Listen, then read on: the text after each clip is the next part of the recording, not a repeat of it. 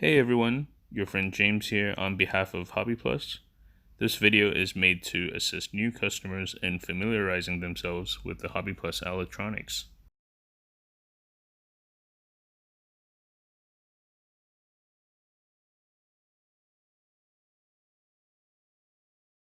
Before we begin, let's take a look at the 2.4 GHz radio which comes with your CR series vehicle.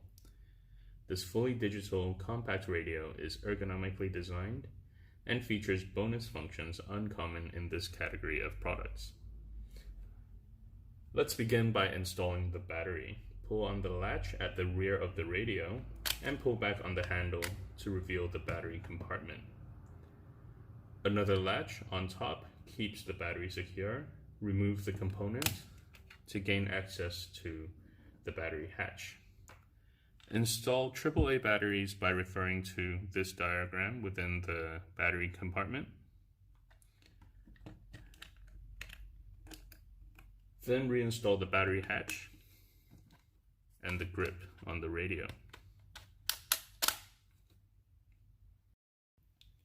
So a closer look on the control panel for your CR series radio. To turn the radio on, use the on-off switch over here. You'll see the blue light illuminate, telling you that the radio is on. And on the control panel, you'll see 4 buttons labeled trim. On the left side, these are the steering trim buttons, and on the right side, these are the throttle trim buttons. By pressing them by themselves, they trim the steering and throttle channels. More on that in the trim section of this video. And if you hold the steering channel, for example, and press on these trim buttons, they also serve as the steering dual rates. And if you hold the throttle trigger and press on the throttle trim buttons, they also serve as the dual rates for the throttle. More on that on the dual rate section of this video.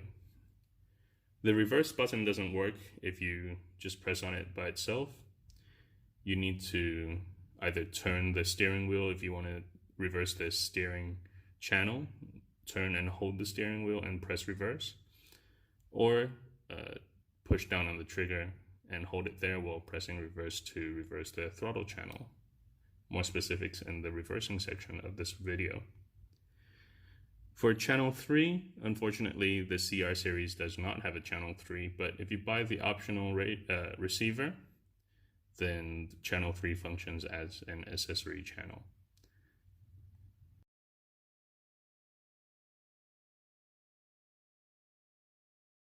Let's take a look at the binding process for the CR24 and CR18 series trucks. As these vehicles share the same radio protocol, it is therefore possible for one transmitter to be shared amongst multiple vehicles. To bind the vehicle to your transmitter, first locate the receiver and ESC board, then turn on the power like so. Then take a bind plug and plug it into the bind port.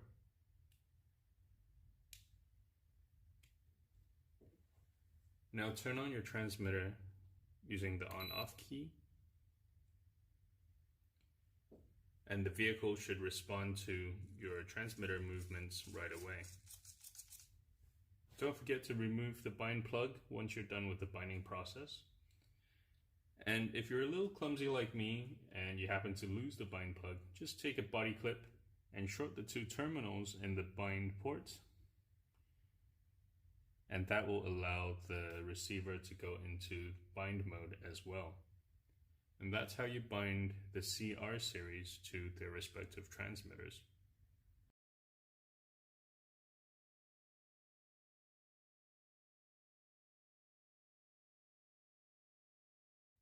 After binding your vehicle to the transmitter, you may find that one or more channels respond opposite to the desired direction of travel. In this example, when I turn the steering wheel to the right, the vehicle turns to the left. To fix this problem, turn the steering wheel all the way in either direction, hold it there, and simultaneously press down on the reverse button. The wheels should now turn in the same direction as the steering wheel on the transmitter. This applies to the throttle channel as well. If the vehicle is moving in a direction opposite to your throttle input, hold the throttle there and press on the reverse button. The vehicle should now move in the same direction as your throttle input.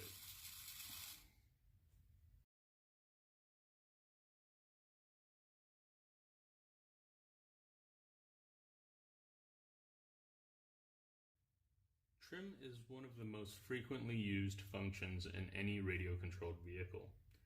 Using the steering channel as an example again, if you find that the vehicle is veering right or left without any steering input from your transmitter, use the trim function to digitally center the steering. In this extreme example, the wheels are pointing left when no steering input is given. I will now give opposite trim to the right until the vehicle tracks straight and true while it moves. Again, this applies to the throttle channel as well. If the vehicle creeps forward or back when no throttle input is given, all you need to do is to give opposite trim on the throttle channel until the vehicle stays stationary.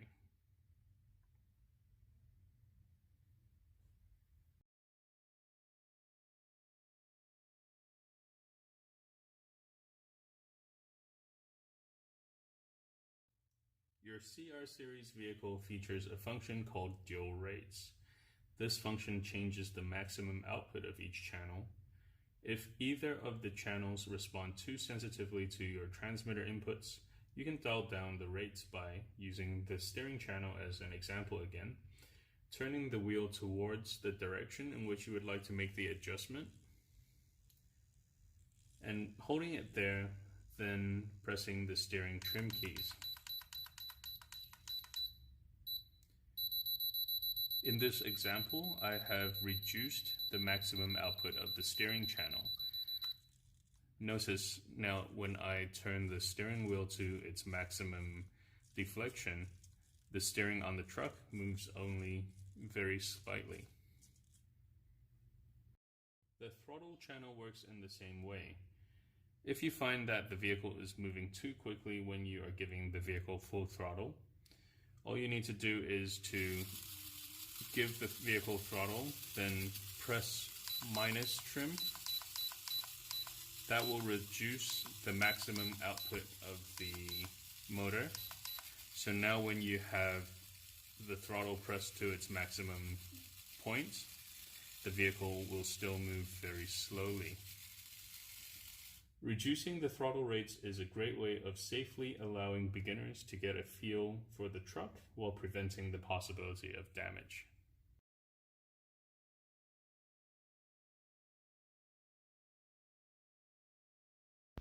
There is an auxiliary power output built into the receiver board.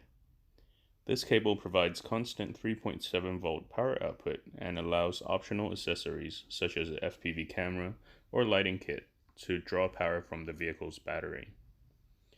Always check the polarity and input voltage of the accessory prior to powering on the vehicle to prevent any damage to the vehicle or accessory.